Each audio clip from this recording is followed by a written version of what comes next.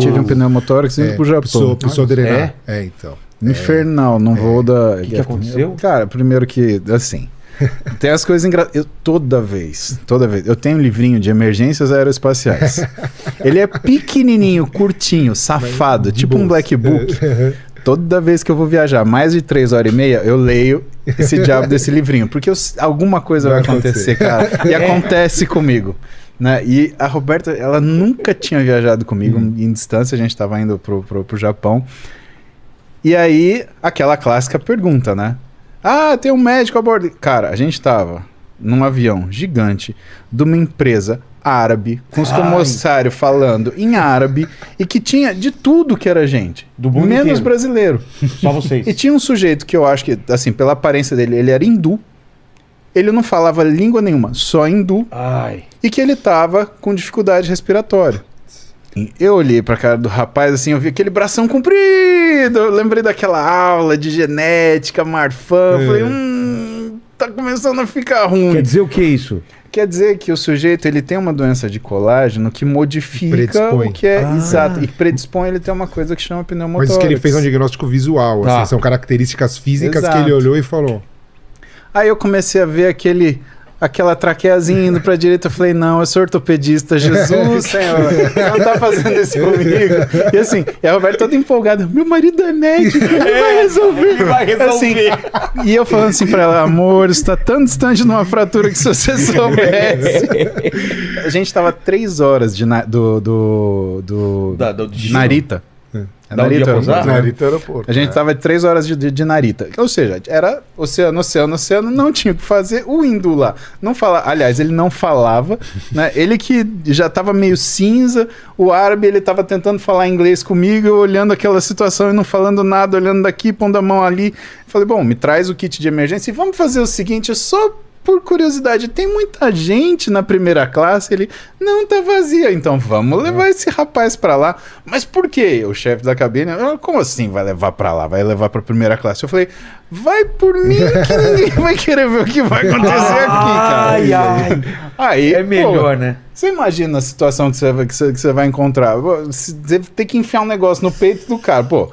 Tava com o sujeito ali na frente, eu já tava procurando. Levamos pra primeira classe, deixou ele separado de todo mundo. E ele, assim, aí, cara, o cara já não tava respirando já. Roxo já. Olha, eles ficam numa cor diferente, cara. Ele ficou um cinza, assim, meio verde, meio a cor dessa mesa aqui, assim. E eu, assim, e eu com o coração batendo na boca. Eu falei assim, cara, não é possível. Eu estudei medicina, sabe? Eu servi o exército como médico.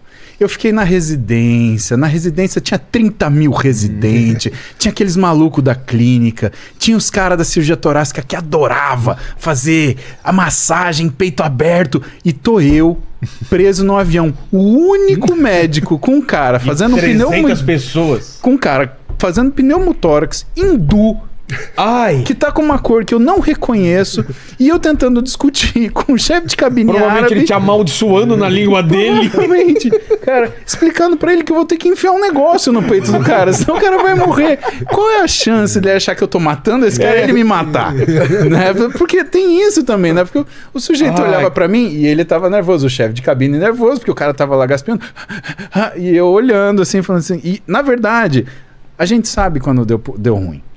Porque a formação que a gente teve, né, foi uma formação também numa época que falava assim, ó, você pode ser o que você for, coisa ruim você tem que saber identificar e você tem que saber tratar. Não interessa quantos anos de formato você tenha, o que você foi fazer, virei cientista. Não, você tem que saber tratar. Mas eu tava naquele dilema porque eu tava num lugar completamente inapropriado, sem material apropriado, a língua eu não conseguia me fazer entender direito, numa situação de extrema urgência, e que eu ia ter que fazer um negócio que, cara, não é uma coisa simples. Você pega uma agulhona grande assim, você enfia no segundo espaço intercostal do sujeito, dentre as costelas.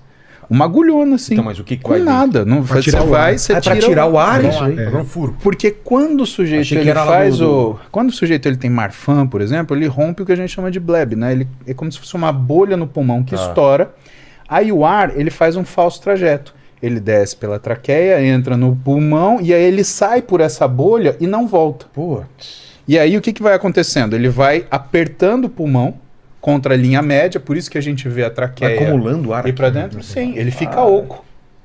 Por isso que você tem que furar, porque você fura, Sai aquela esse ar. pressão sai e o pulmão expande de novo. E quando você fura, faz aquele psss. É mesmo? Faz, parece um pneu furado.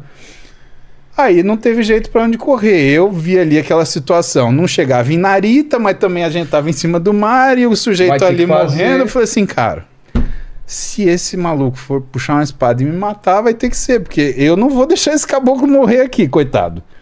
Né? Mas peguei o negócio assim e apoiei. Quando eu apoiei, o sujeito, o chefe da cabine, gritou, ah! Eu olhei, quando ele gritou, eu fui lá e pum, bati. Psss. Aí o cara voltou a ter cor de novo, voltou a respirar, mas eu achei que o chefe de cabine ia me dar uma porrada. Por quê? Mas passou isso aqui. Oi, porque ele viu enfiando um negócio no peito do caboclo. Eu achei que ele ia me dar uma porrada que eu ia morrer. Cara, ele ficou com tão impressionado que a gente fiz o curativo de 3 pontos ali, a coisa ficou estabilizada e ele falou, você não sai daqui, hein?